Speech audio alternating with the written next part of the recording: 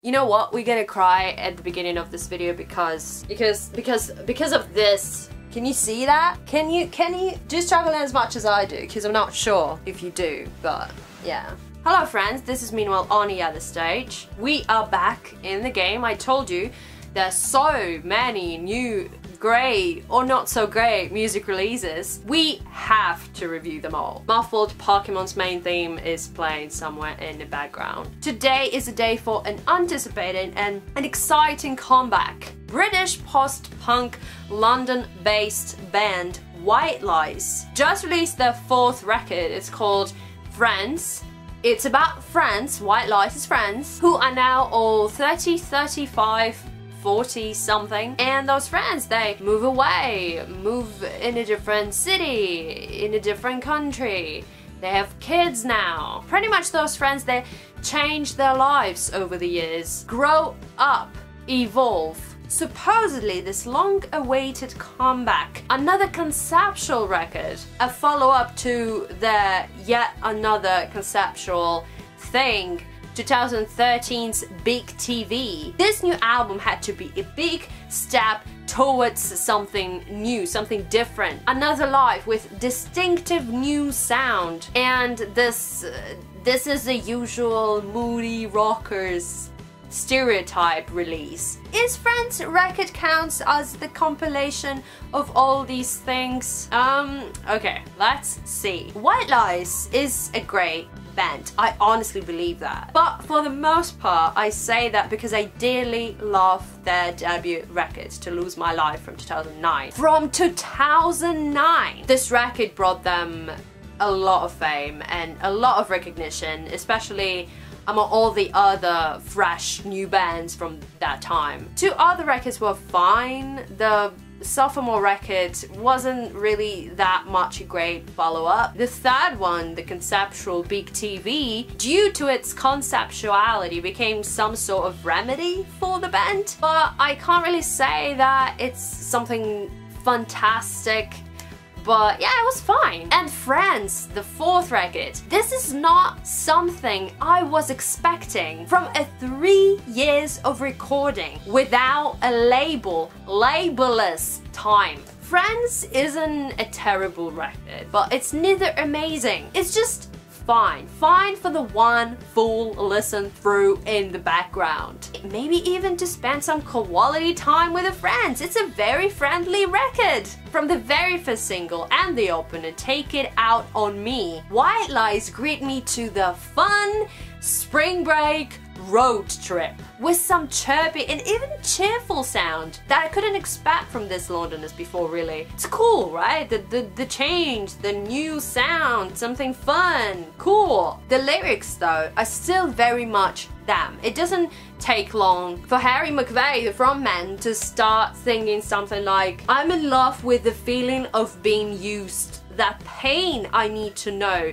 every cut you feel defines me. And there's quite a lot of the same tone on some of the other tracks. Alright Harry, alright Charles, we got it. You're still all that drama and all that white cold Siberia style. But it's just spring season there now. Okay, we got it, cool. Morning in LA, the second track on the album, lyrically, it's like the concept of this album in a nutshell. Musically, it starts with this thriving drum beat, but the chorus of the track is so energy lacking. It's criminally weak, and that is the problem with the majority of these tracks. They either have really unmemorable chorus or their build-up is super boring. The chorus of Born in LA also reminds me a lot of The Killers, and throughout the listen, record also does resemble The Killers quite a lot. And I don't know, I love The Killers kind of, sort of, most of the times, but I do really want to hear The Killers here on this record and in White Lies. Hold Back Your Love seems like an alright track, but then somewhere in the middle of it, you realize that you're just so tired and so bored by it. It feels really long. 5 minutes? It's too much for it. I believe that this track could be shortened for like 2 minutes straight and nothing really would change that much, except the fact that it maybe would be a better track.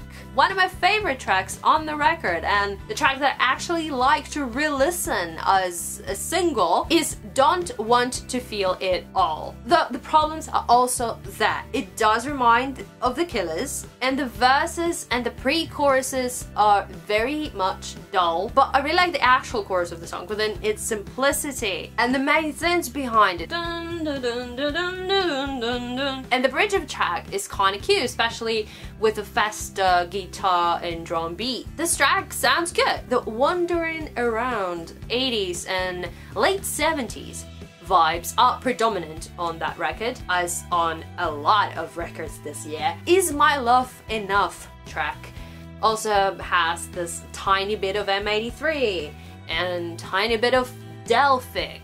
It's a nice background track. The bridge of the track is nice. It's probably my favorite part of it. The chorus blends out so quickly, especially in comparison with previous track, which again, I liked. It's bad. Another It's problem, by the way, length. Nearly 6 minutes long. I can't.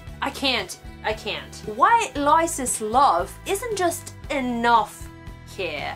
It's excessive. Next piece, Summer Didn't Change a Thing, doesn't indeed change much. White Lies use the same song formula. I like the very beginning, the very guitar move, but then it all quickly falls down with some cheesy 80s groove and another weak chorus. Thanks God it's not 6 minutes long, at least. Thank you. Swing track actually sounds like one of the most interesting ones, probably the most interesting one on the record, due to its perfect balancing between the classic, darker, moodier, To Lose My Life era White Lies, and this new, shimmering, fun, disco-inspired, with its synths and glitter and not so great yet not terrible chorus. Definitely one of the highlights on the record because it just really stands out. Come On is a total mess. The instrumentals strip over each other. I can't even really hear Harry's vocals properly there. The structure of the song is just weird, and the simple chorus is cute but totally forgettable and sounds like most of the other tracks once. Perhaps this is White Lies at their worst. Sad face. By the end, the album totally blends out.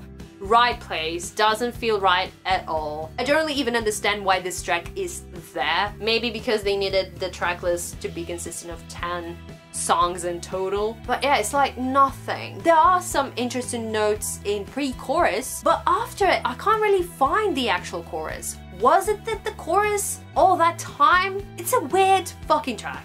The closer don't fall the same, absolutely the same. It's there, but it's kind of nothing. Track doesn't have a character, and the road trip we had with White Lies in the middle of nowhere is suddenly over, and the ending titles slowly flow by the screen as we disappear in the sunset. Beautiful picture, but it really lacks something as beautiful musically. You know, it's cool that White Lies has this disco inspired beats and pieces on their new record, but it doesn't really feel experimental, rather than just some sort of garnishing of the old classic tried and true White Lies formula. So I can't really say that they change here and that this is something they've never done before, that they grew up and changed along with their friends. Unfortunately, really, it's really sad, you know?